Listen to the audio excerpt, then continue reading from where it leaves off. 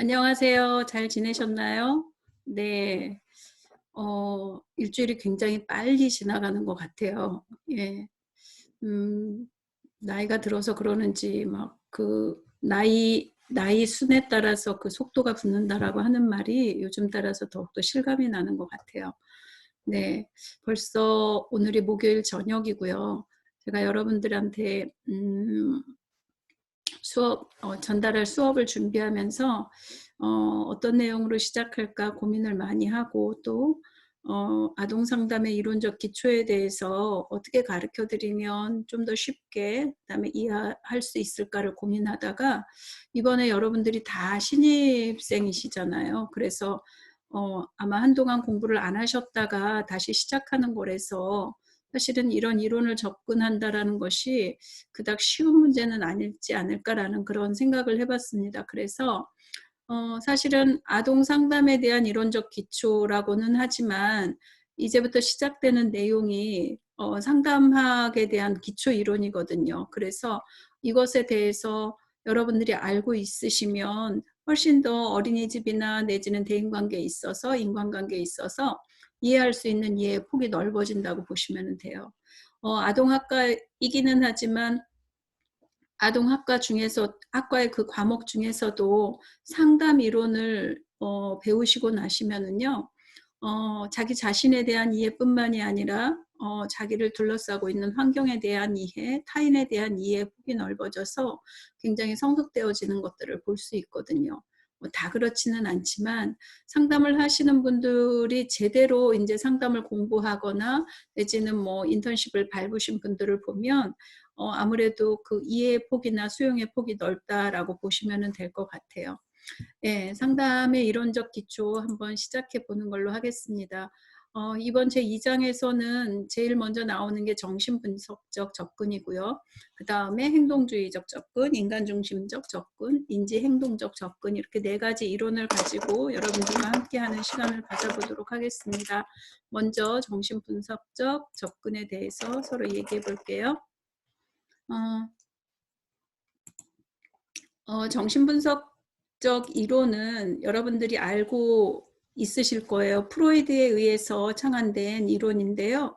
100년이 넘는 역사를 지니고 있고요. 인간의 문제에 가장 심층적이고 총체적으로 접근하는 치료 방법이라는 평가를 받고 있어요. 100년 전에 인간에 대해서 처음 관심을 갖게 됐고 그 인간의 마음이 어떠한지 인간의 정신이 어떠한지를 이론화시킨 그런 학자다라고 보시면 되고 100년이 지났지만 이 정신분석적 이론을 무시할 수가 없어요. 그래서 프로이드의 이론을 가장 상담학에서는 기본 이론으로 생각하고 있고 이 이론을 제대로 알아야지만이 나머지 이론에 대해서 비교하고 분석할 수 있는 능력이 생긴다고 보시면 될 것 같아요. 정신분석적 접근은 증상의 의미, 행동의 원인, 그리고 건강하게 기능하는 것을 방해하는 억압된 재료들을 밝히는 데에서 출발한다라고 되어 있고 프로이드는 인간은 쾌락을 추구하는 삶의 본능을 가지고 있으며 삶의 목표의 상당 부분이 고통을 피하고 쾌락을 얻는 것이라고 그렇게 말했어요. 그리고 그는 인간의 본성을 심리적 결정론, 그 다음에 무의식, 성적 추동 등으로 설명하며 어린 시절의 경험이 성격 형성의 기초를 이룬다는 것을 강조했습니다. 제가 좀 더 이해하기 쉽게 이제 설명을 해드릴 건데요. 조금 진행하다가 제가 이것을 쉬운 언어로 쉬운 말로 설명해 드리겠습니다. 먼저 개요를 보면 인간이 보이는 심리적인 문제들은 어린 시절 경험을 통해 형성된 무의식적인 성격 구조가 발현된 것으로 이해한다. 때문에 심리적인 문제들은 자신조차 인식하지 못하고 있던 어린 시절의 경험과 기억이라는 심리적인 원인이 해소되어야 해결될 수 있다고 본다. 프로이드는 많은 저술을 남겼을 뿐만이 아니라 끊임없이 자신의 이론을 수정하였고 그의 사후에는 여러 학자들에 의해 자아심리학, 대상관계이론, 관계적 정식 분석 등으로 발전했으며 현재에도 계속 수정되고 보완이 이루어지고 있다. 프로이드의 이론을 중심으로 소개해 보는 걸로 하겠습니다. 어, 조금 전에도 설명했던 것처럼 프로이드의 이론은요, 무의식을 굉장히 중요시하고 인간의 결정론적인 것들을 중요시해요. 어떠한 거냐면, 어린 시절의 경험이 그 사람의 인생을 전체적으로 끌고 간다라는 거예요. 어린 시절에 형성된 어떤 경험이나 내지는, 어, 그 습관이나 그런 것들이 우리가 의식하지 못하는 세계가 있는데 그 무의식 안으로 들어가서 우리는 의식하지 못하지만 우리가 행동하는 것에 있어서 다 그 무의식이 우리를 주장한다, 조종한다라고 얘기하는 거예요. 그래서 어린 시절의 경험을 굉장히 중요시 생각했고, 또 하나 이 사람이 인간관을 봤었을 때 결정론적 인간관이라고 얘기하는데, 그것이 어린 시절에 경험한 그것으로 인해서 그 인간이 결정된다라고 얘기하는 거죠. 그리고 이 사람은 굉장히 쾌락을 중요시했어요. 본능의 이제 전문적인 용어가 나오겠지만 본능을 중요시하고 쾌락을 중요시해서 인간은 쾌락을 쫓아 사는 존재다라는 이야기를 했습니다. 그 첫 번째 마음의 지형학적 모델을 한번 살펴보면은요. 정신분석적 접근에서 본질적이고 핵심적인 내용은 모든 신경측적 증상이나 행동의 근원이 무의식이라는 점을 이해하고 무의식적인 동기를 의식화하는 것이다 라고 되어 있어요. 이 지형학적 모델인데 이제 뒤에 사진을 그림을 좀 볼 수 있을 것 같아요.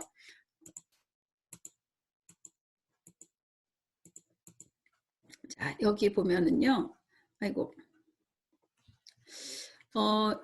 이게 인간의 그 정신 성격의 구조예요. 앞에 있는 그 사진 여기에 보시면 성격의 구조인데, 여기 보면은 보라색으로 되어 있는 이 부분이 꼭 빙하로 비유하자면 거의 70% 이상이 무의식이고요. 그 다음에 한 15% 정도가 전의식이고 그 나머지 15%가 의식이다라고 보시면 돼요.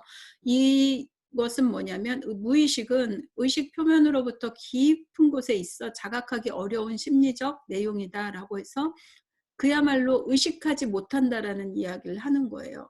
그리고 전의식은 의식 표면 바로 아래에 있는 심리적 내용인데, 우리가 평소에는 이렇게 잊어먹고 있다가 뭔가 이렇게 기억해내려고 하면 기억이 나는 것들 있잖아요. 그것을 전의식이라고 얘기를 하고, 그리고 지금 제가 의식을 가지고 여러분들한테 얘기하고 여러분들은 의식을 가지고 지금 저와 접촉하고 있다라고 보시면 되는 거예요. 그래서 인간의 어떤 생각이나 내지는 느껴지는 어떤 그런 감각적인 거, 그런 거를 의식이다라고 생각하시면 될 것 같습니다.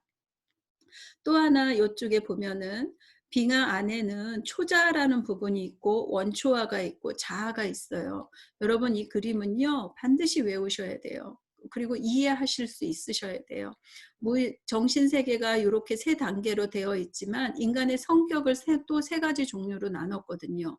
원초화가 강한 사람이 있고 자아가 강한 사람이 있고 초자아가 강한 사람이 있다라고 되어 있어서 성격의 구조를 보면 이렇게 세 가지 요소로 나눠져 있어요. 원초화는 우리가 이드라고 얘기하는데 생물학적인 측면이고 쾌락적인 원리에 의해서 움직이는 아주 1차원적인 그런 정신 상태다라고 보시면 되는데, 예를 들어서 갓 태어난 아이가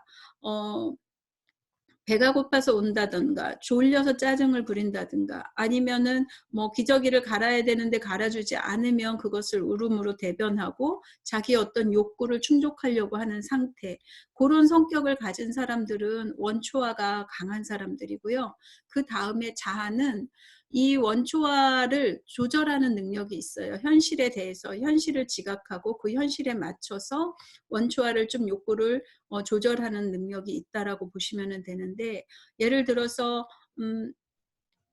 강의 시간에 굉장히 배가 고파요. 그러면은 어떤 분은 강의 시간이니까 교수님께 미안해서 간식을 못 드실 수도 있는 사람이 있는 반면에, 어떤 사람은 그 배고픔을 참지 못해서 그냥 좀 미안하긴 하지만 그 음식을 먹으시는 분들도 계시거든요.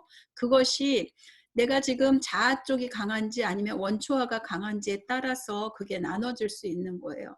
이게 딱 정해진 것이 결정된 것이 아니라 그때그때 상황에 따라서 원초화가 강해서 그 본능에 충실한 상황이 발생할 수도 있고 아니면 자아가 좀 더 강해서 현실에 맞춰서 자기의 어떤 욕구나 니즈를 조절하는 그런 때가 있어요.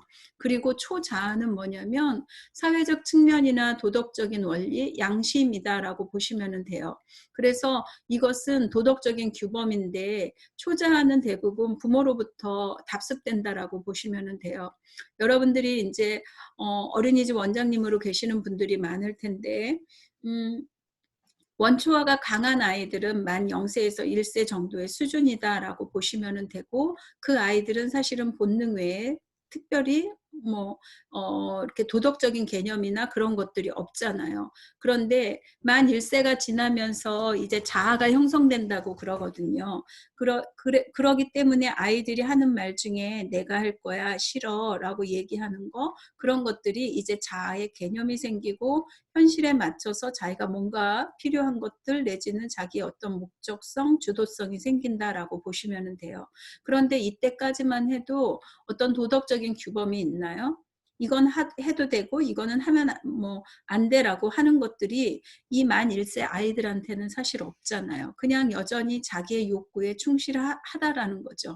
그런데 만 3세 정도 되거나 아니면 만 2세 후반부쯤 되면 이제 하면 안 돼. 라고 얘기하는 것들이 나오기 시작하죠. 선생님이 이렇게 이렇게 하라고 했어. 엄마가 이렇게 이렇게 하라고 그랬어. 이거는 그래서 하면 안 돼. 라고 얘기하는 그것들이 이제 초자아가 서서히 형성되면서 사회적인 측면에서 지켜야 할 것과 지키지 말아야 할 것들 그런 것들에 대한 양심이나 내지는 도덕적인 규범이나 그런 것들이 생겨난다라는 거예요. 그래서 우리 안에는 어떤 사람들이 있냐면 나이가 들었지만 여전히 원초와 자기의 욕구에 충실한 사람들이 있어요. 그래서 막 배고픔을 못 참는 사람들이라든지 아니면은 성적인 충동을 못 참아서 어떤 문제를 일으킨다든지 하는 사람들이 있고 자아는 굉장히 현실적인 검증이 많이 된 그래서 자기 욕구를 적절히 조절하고 지혜롭게 행동하는 양쪽의 어떤 초자아나 원초와의 균형을 맞춰가면서 사는 사람들의 특성이 이제 자아가 발달한 사람들이고요. 초자아 같은 경우에는 굉장히 통제적인 부모 밑에서 자란 사람들이 그 아버지로부터 내지는 엄마로부터 받은 어떤 규칙들 있잖아요. 그것들 때문에 굉장히 보수적이고 뭔가 융통성이 없고 그렇게 해서 규칙이 우선인 사람들. 네, 그런 사람들이 대부분 초자아가 강하게 작용한다라고 보시면 돼요. 이런 사람들은요, 사실은 원초와 기본적인 욕구가 있음에도 불구하고 그 욕구를 그 자기의 어떤 정신세계로 그냥 덮어버리거나 없는 것처럼 생각한다거나 그런 식으로 행동하죠.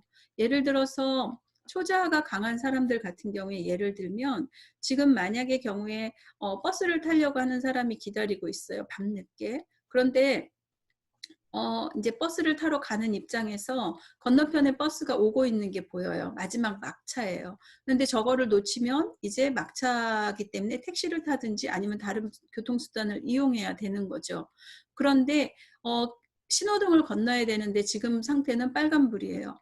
그러면 일반적인 사람은 저게 마지막 차라는 걸 알면 차가 오는지 안 오는지 좌우를 살폈다가 그 길을 건넌다는 거죠. 네, 그게 자아의 원리, 현실적인 어떤 원리에 따라서 때로는 빨간불이지만 건널 수도 있다라고 생각하고 행동하는 사람이 일반적이라면 이 초자아가 강한 사람들은 빨간불이기 때문에 절대 건너지 못하는 거예요. 결국 그 버스를 놓치고 마는 거죠. 네. 그래서 이거는 아주 쉬운 예지만 대부분의 인생을 살다 보면은 이 엄격한 규칙을 지키느라고 융통성 있게 뭔가 선택해야 될 상황임에도 불구하고 그 현실적이지 않은 것 때문에 놓치는 사례가 많다라는 것을 말하고 있다라고 보시면 돼요. 앞으로 조금 넘어가 보면 네.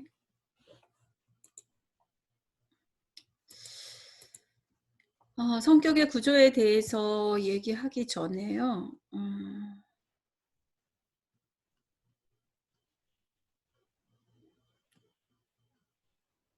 음,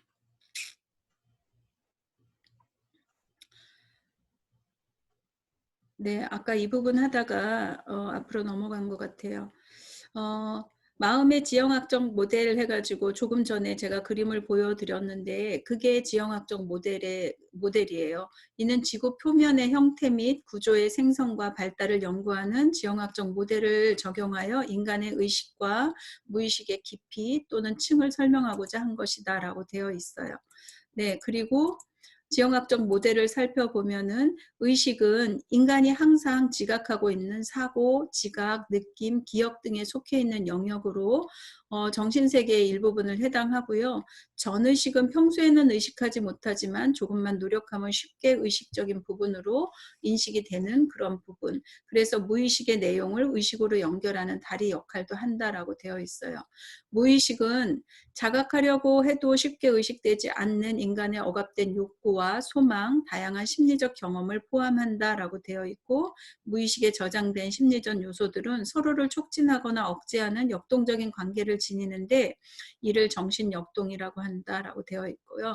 개인의 행동은 다양한 무의식적인 요소들 간의 타협과 절충을 나타내는 것이기 때문에 무의식을 이해하는 것은 행동이나 성격의 문제를 이해하는 데 있다라고 되어 있어요.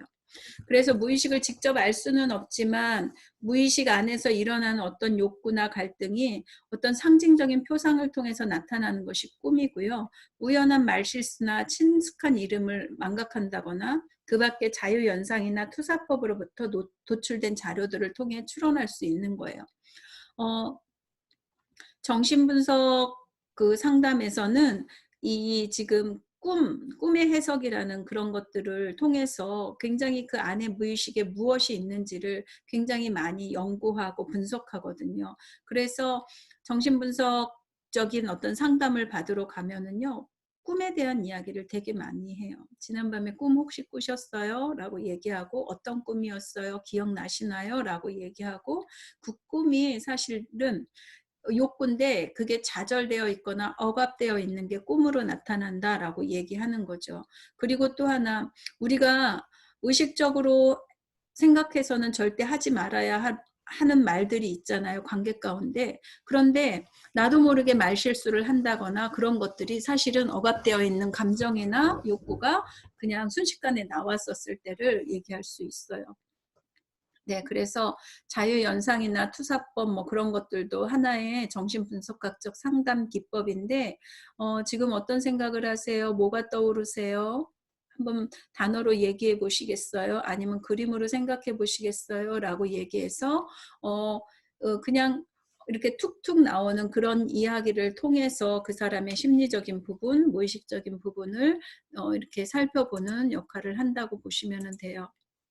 그래, 예를 들으면 어떤 분이 굉장히 두려움이 많고 겁이 많은 사람인 거예요. 그런데 그 겁이 너무 많기 때문에 사회생활을 하는 데 있어서 너무 불편한 일들이 많아요. 그러다가 이제 상담실을 찾아온 거겠죠. 근데 주변에 특별히 이 사람이 겁내야 할 어떤 환경은 없는 거예요. 그럼에도 불구하고 늘 마음 가운데 불안이 있거나 두려움이 있어서 뭔가 자기가 늘 위축되고 너무 신경증적인 어떤 상태도 나타나고 그래서 스트레스도 높고 그러다가 이제 상담실에 온 거죠. 와서 아까처럼 자유연상 기법을 얘기한다거나 아니면 이제 상담사와 이렇게 상담을 진행하는 가운데 그 두려움의 원인이 어디에 있는지를 알게 된 거예요. 그런데 사실은 기억하려고 해도 기억나지 않았었는데 아까도 얘기한 것처럼 전의식에 있는 우리가 평소에는 생각이 나지 않는데 기억하다 보면은 어떤 뭐 장면이 떠오른다거나 과거의 어떤 일들이 생각난다거나 하는 걸로 인해서 그 사건으로 인해서 미해결된 감정이 우리 무의식 안에 있는 거예요. 그래서 어떤 기억인지 잘은 나지 않지만 그것으로 인해서 두려움이 생겼다든지 아니면 뭐 그 외에 다른 감정이 생겼다라고 할 수 있는 거죠. 네. 어 예를 들으면 저 같은 경우에는 그 거절감이라는 그 감정이 저의 핵심 감정 중에 하나였었어요. 제가 상담을 받기 전에는. 그래서 늘 조바심 냈던 게 뭐냐면 '저 사람이 나를 싫어하면 어떡하지?' 라는 그런 생각들이 저를 많이 지배하고 있었던 거예요. 그러다 보니까 상대가 나를 좋아할 수 있도록 나는 상대의 어떤 그 욕구에 맞춰줘야 되고, 그러다 보니까 뭔가 부탁을 하면 거절하지 못하는 사람이었고, 그리고 늘 착한 아이처럼 그 착한 아이 컴플렉스에 걸려 있었어요. 그래서 제 감정이나 제 욕구는 무시한 채 상대가 원하는 것을 먼저 해 줬고, 상대가 나한테 무리하게 행동을 해도 그것에 대해서 왜 그렇게 하느냐고 따져 묻지 못했었던 거죠. 그랬는데 제가 상담을 인제 공부하면서 개인 분석이라고 그래서 전문가와 이렇게 상담을 해야 되는 시간이 있었어요. 그런데 그 상담을 진행하면서 전혀 한 번도 생각해 보지 않았던 4살 때, 5살 때 고때 기억이 난 거예요. 네. 그랬는데 그 기억이 저희 인제 친정아빠가 저를 낳고 나서 저 4살 5살 때 군대를 가셨던 거죠. 그래서 그 군대 그 운전병이셨는데 주말이면 그 찝차를 몰고 저희 집에 오셨었어요. 그러면 엄마랑 저랑 둘이 살고 있다가 아빠가 주말에 오면 그 찝차를 타고 뭐 어디 놀러를 간다든지 아니면 집에 오시는 그런 것들이 제 기억에 나요.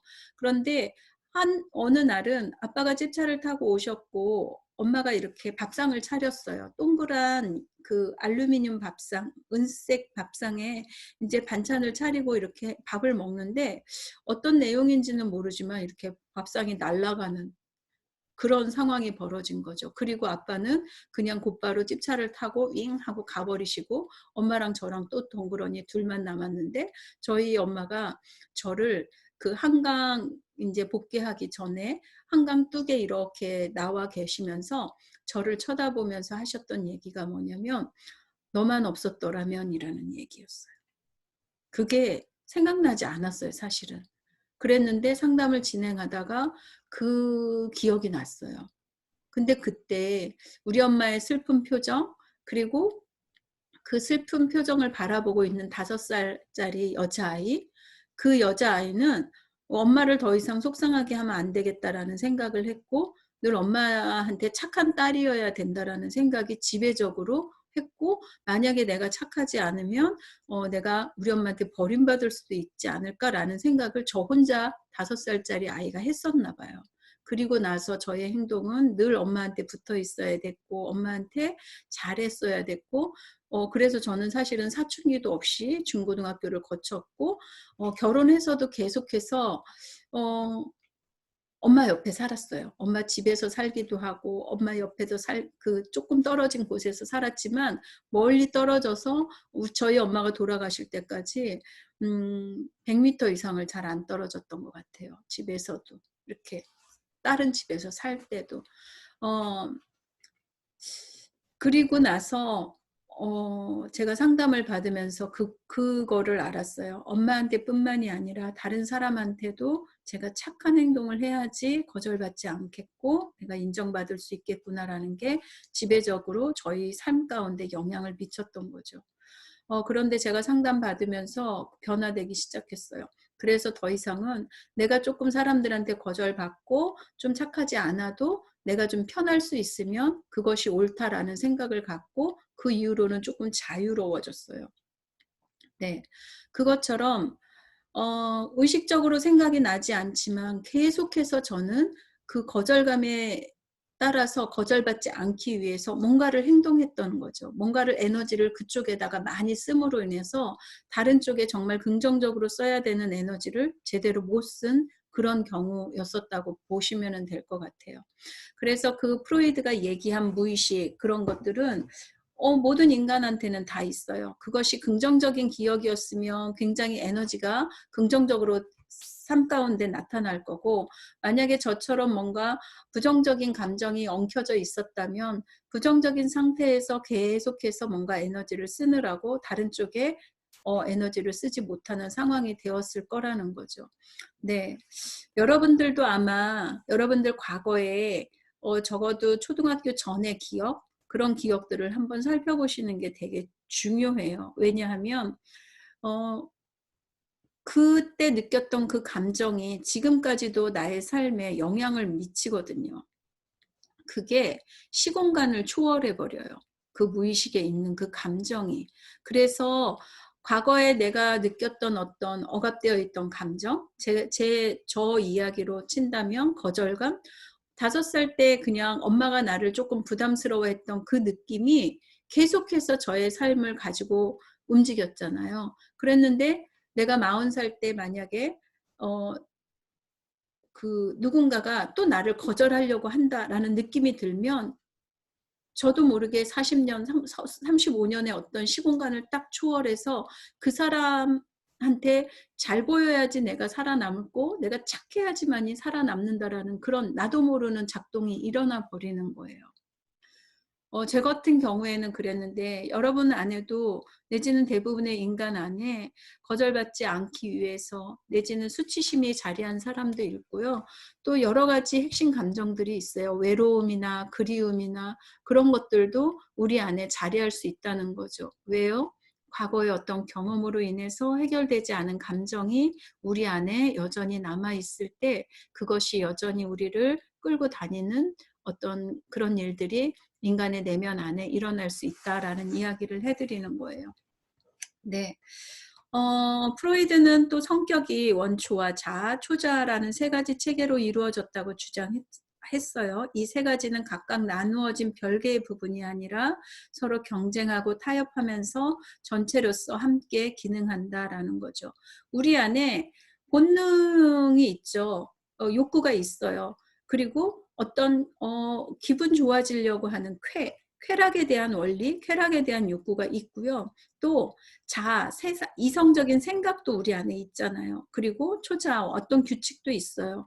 저 같은 경우에는 친정 아버지의 영향을 많이 받아서 굉장히 청렴하려고 애쓰고 정직하려고 애쓰는 부분이 있는 거거든요. 예. 그런 것처럼 여러분 안에도 여러분이 살면서 뭔가 욕구가 있을 거고 여러분들 안에 자아도 있을 거고 또 초자적인 양심적인 어떤 부분이 있을 거라는 거예요. 이런 것들이 서로 엉켜져서 그때그때 상황에 맞춰서 균형을 이루어 나가면 아무 문제가 되지 않죠. 3가지가 적절히. 그런데 이것들이 균형이 안 맞았었을 때 사실은 정신과적인 질환이 나타나고 지금 저희가 아동 상담을 하고 있는데 아이가 너무 욕구에 충실해서 이성적인 어떤 행동을 못한다거나 논리적인 생각을 못했었을 때 문제 행동을 일으키고 또 너무 심하게 초자아가 강하면 정말 아무것도 할 수 없는 아이로 그렇게 돼버리는 거예요. 어른들도 마찬가지고.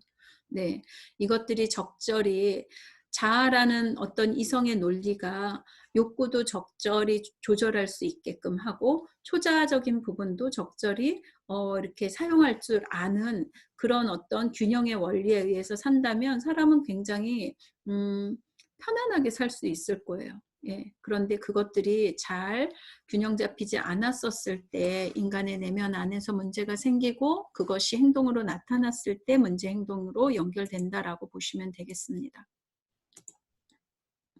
자, 이 설명은 제가 해드렸기 때문에 패스하고요.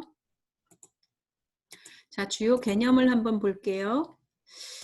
좀 전에 얘기한 것처럼 원초와는 태어날 때부터 가지고 있는 무의식적인 생물학적인 욕망으로 심리적 에너지의 원천이며 성적이고 공격적인 충동을 유발한다라고 되어 있어요.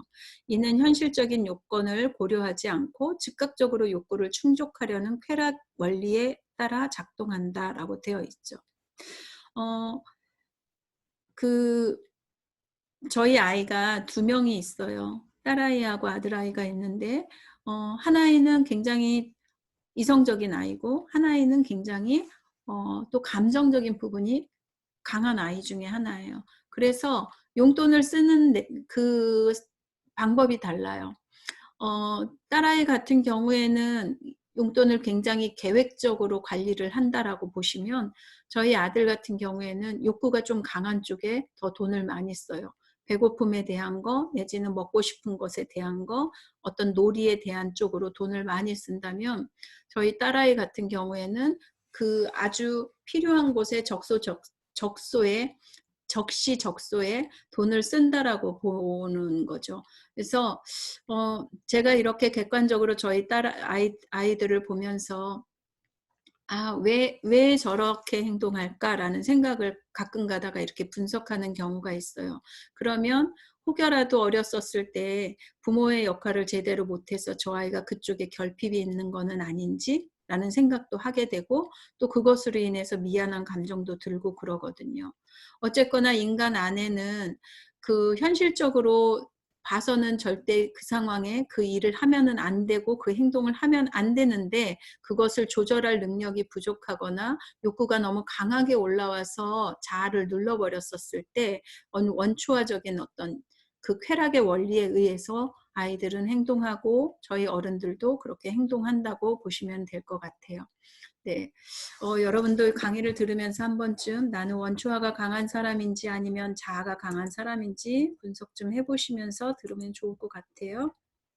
자, 성격의 구조에서 자아의 개념을 보면 자아는 현실에 적응할 뿐 아니라 본능적 욕구인 원초화와 주위 환경을 중재하고 조절하는 의식을 통제하고 검열한다라고 되어 있어요.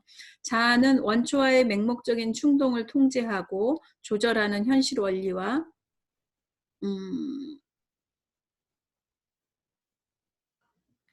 아이고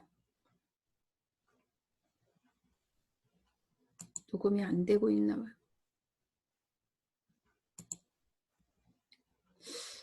녹음이 안 되고 있을까요? 갑자기. 네, 일단은 진행을 해보는 걸로 하겠습니다. 네. 그래서 자아는 현실에 적응할 뿐 아니라 본능적 욕구인 원초화와 주위 환경, 외부 세계를 네, 중재하고 조절하며 의식을 통제하고 검열한다라고 되어 있어요. 자아는 원초와의 맹목적인 충동을 통제하고 조절하는 현실 원리에 의해 작동하므로 현실적이고 논리적이고 이성적 사고를 하며 욕구를 충족시키기 위한 행위 계획을 세운다. 자아를 쉽게 설명하면은요, 어떻게 설명하냐 할 수 있냐면 마부가 있어요. 마부가 말 위에 이제 앉아 있는 거죠. 앉아 있는데 말이 앞으로 막 질주하려고 해요. 예, 그런데 마부가 봤었을 때는 지금 막 너무 세게 달리면 낭떠러지에 떨어질 위험성이 있는 거예요. 그랬었을 때 어떻게 해요? 마부가 채찍으로 말을 때린다거나 아니면 말의 목에 걸려있는 어떤 그 끈을 조절하면서 스톱할 수 있도록 그렇게 하는 거잖아요. 그 마부의 역할이 곧 자아의 역할하고 똑같다라고 보시면 돼요. 그래서 원초화는 말로 표현할 수 있고 달리려고 하는 그런 그 야생마 같은 그런 말로 표현할 수 있고 자아는 그 야생마를 길들이는 마부다라고 보시면 될 것 같고요. 초자아는 그 마부 뒤에 말 뒤에 이렇게 같이 붙어 있는 어떤 짐 이렇게 뭐라고 그러죠? 그런 거를 짐을 실을 수 있는 어떤 그런 것들. 그래서 무게감이 좀 있다라고 보시면 될 것 같아요. 예.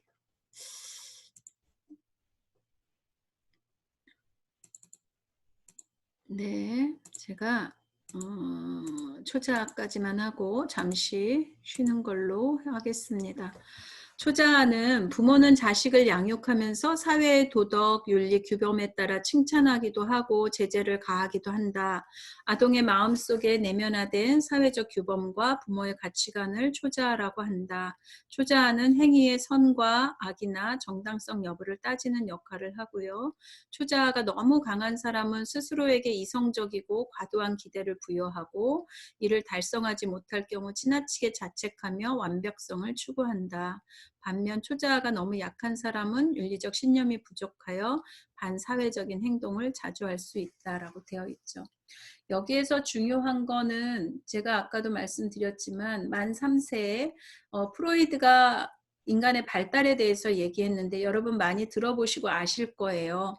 그 학문기를 지나서 남근기가 되면 만 3세 정도 되는데 이때 부모하고 동일시하는 어떤 그런 성격 구조를 그런 발달의 어떤 내용으로 인해서 부모의 도덕성을, 가치관을 그때 다 배우기 시작하는 거죠. 아빠하고 똑같이 되고 싶은 남자아이, 그리고 엄마하고 똑같이 되고 싶은 여자아이가 엄마가 하는 행동을 그대로 따라서 하고 아빠가 하는 행동을 그대로 따라서 하면서 그 아빠가 가지고 있는, 그 엄마가 가지고 있는 도덕적인 윤리적인 규범을 자기 내면화시킨다라고 보시면 될 것 같아요.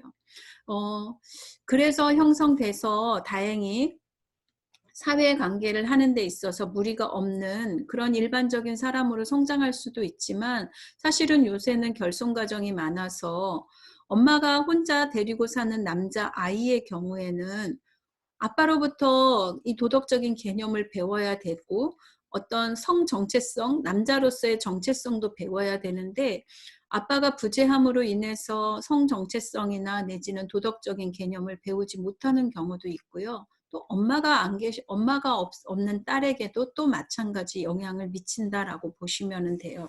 그래서 어렸을 때 부모의 역할은 굉장히 중요한, 나중에 성인이 되었을 때도 굉장히 중요한 역할을 할 수 있다라고 보시면 될 것 같습니다.